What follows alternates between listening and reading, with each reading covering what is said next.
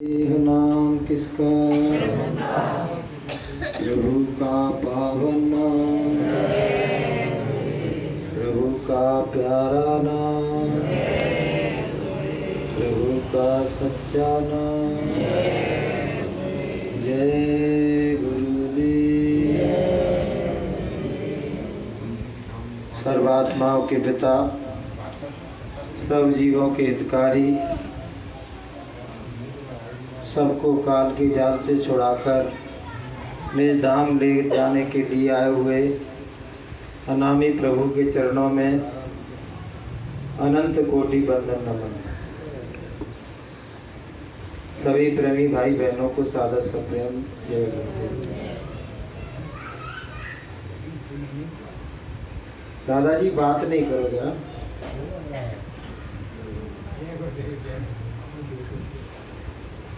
अनंत समय से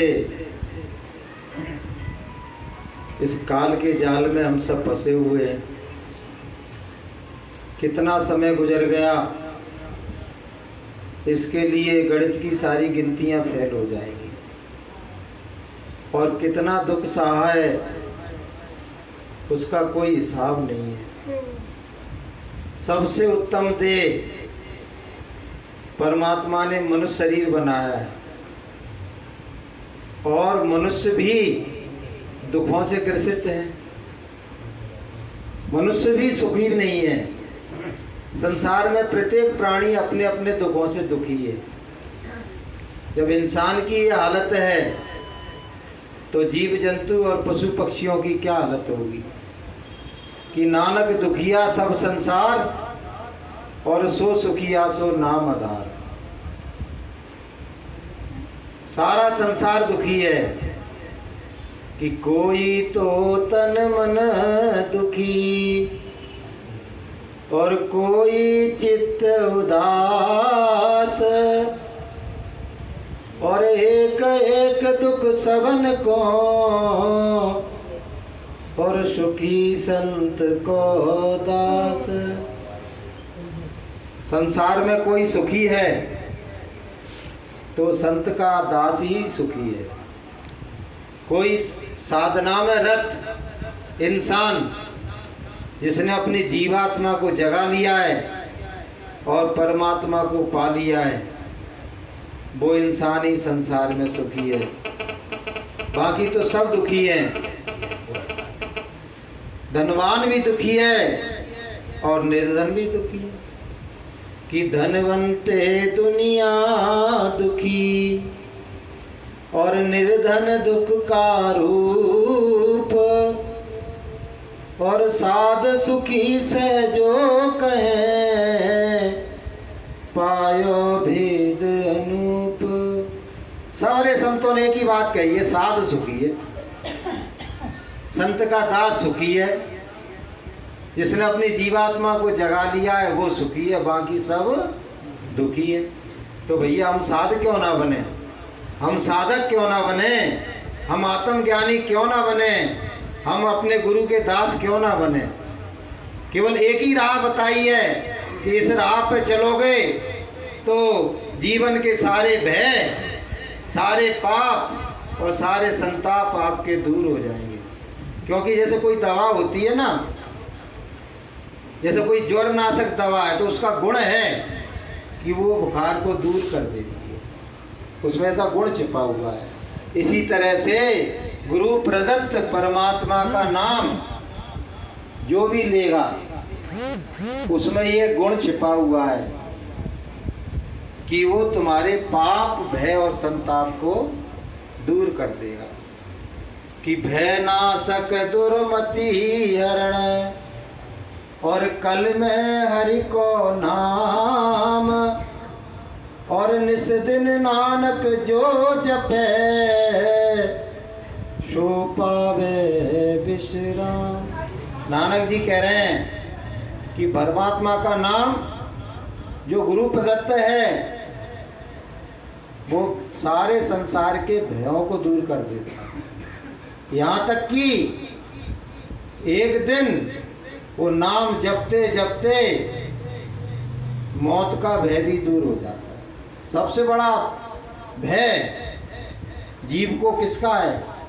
मौत का। उससे बड़ा कोई भय नहीं है। लेकिन परमात्मा का गुरु प्रदत्त नाम मौत के भय को भी दूर कर देता है। तुम्हारी दुर्मति को दूर कर देगा, कुमति को दूर कर देगा। जिस दुर्मति के कारण इंसान खोटे खोटे कर्म करता है और खोटे कर्म करके अनंत काल के लिए उसकी जीवात्मा दुख बंधन में आ जाती है, पाप बंधन में आ जाती है, संताप बंधन में आ जाती है। उस दुर्मति को दूर करने वाला कोई है तो वह है गुरुवाणी का श्रवण और परमात्मा के नाम का सुमरन। ये दो काम आप करने लगो तो आपकी दुर्मति दूर हो जाएगी। और संताप कहते हैं दुखों को। तो जब आप इस राह पर चलोगे तो जीवन के सारे दुख तुम्हारे दूर हो जाएंगे। क्योंकि हमारी जो आत्मा है, आत्मा में कौन कौन से गुण हैं? आत्मा प्रेम से परिपूर्ण है। क्यों परिपूर्ण है? क्योंकि परमात्मा का वो अंश है। परमात्मा प्रेम रूप होता है तो आत्मा भी प्रेम रूप है। गुरु महाराज के लिए हम गाते हैं कि नहीं गाते हैं? प्रेम का रूप होते हैं, प्रेम का गीत गाते हैं, प्रेम से प्रेमियों से मिलके उन्हें अपना बनाते हैं। तो गुरु महाराज प्रेम का रूप है और आत्मा भी मेरी प्रेम का रूप है। तो आत्मनिष्ठ होने से हम प्रेम से भर जाएंगे। आत्मनिष्ठ होने से हम क्या होगा बहनों भाइयों? आनंद से भर जाएंगे। आनंद के सागर में हम डुबकी लगाने लगेंगे। अभी हमारी क्या स्थिति है? हम याचक हैं, हम भिक्षुक हैं। कौन के? अपनी इंद्रियों के। अपनी इंद्रियों के गुलाम हो गए हैं। कहीं अपनी मुख इंद्री से कहते हैं भैया मुझको रसास्वादन करा दो। कहीं कर्ण इंद्री से कहते हैं मुझको श्रवण का आनंद दिला दो। कहीं नासिका से कहते हैं मुझे सुगंधी का आनंद दिला दो। यानी मेरे पास अपना आनंद नहीं है, मैं इंद्रियों का गुलाम हो चुका हूँ। लेकिन मेरी जो आत्मा है वो आनंद से परिपूर्ण है, आनंद से भरी हुई है, आनंद का सागर है। और संसार में जो तरह तरह की अशांति भरी हुई है और आत्मा में शांति का गुण छिपा हुआ है। अगर हम अपनी आत्मा में झांकने लगे ना, आत्मा को देखने लगे, आत्मा को जानने लगे, तो ये सारे गुण, जैसे कोई नदी किनारे जाता है तो नदी की ठंडक उसको महसूस होने लगती है और शीतल हवा उसको अनुभूति होने लगती है कि ठंडी ठंडी हवा नदी के किनारे आ रही है। इसी तरह से आत्मा के जो नज़दीक जाता है, आत्मा को जानने की जो चेष्टा करता है, वो प्रेम से, आनंद से, ज्ञान से और प्रकाश से और शांति से भरता चला जाता है। इसलिए गुरु महाराज ने जो बताया हमको, बहनों भाइयों, अब ठंडे आएंगी। ठंडों में 6 बजे तो बिल्कुल अंधेरा होना शुरू हो जाता है और इधर सुबह 7 बजे उजाला शुरू होता है। तो इतनी बड़ी रात, 13-14 घंटे की रात हुआ करेगी।